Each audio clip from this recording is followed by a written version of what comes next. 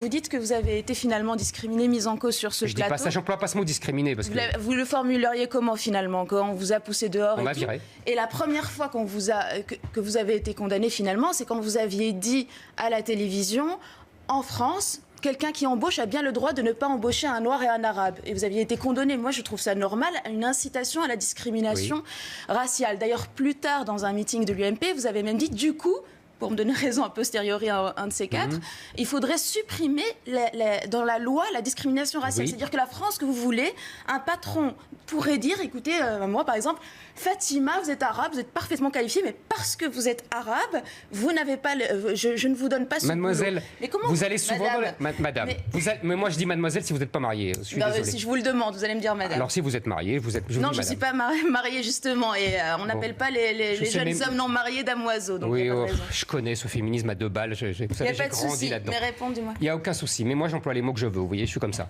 Alors, mademoiselle, damoiseau, ça me va très bien damoiseau, mais malheureusement moi je suis marié, alors ça marche pas. C'est assez joli damoiseau. C'est un côté les rois maudits. Mais je trouve pas justement normal, et je trouve ça intrusif de devoir signifier sur un plateau si je suis mariée ou pas.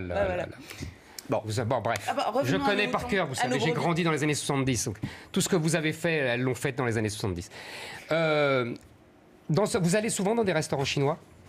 Ça m'arrive. Vous avez déjà vu un serveur non chinois? Non asiatique?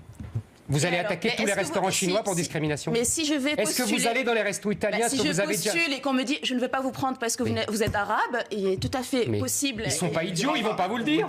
Ils vous le diront pas. Mais le fait sera là. Tout ça est d'une hypocrisie totale.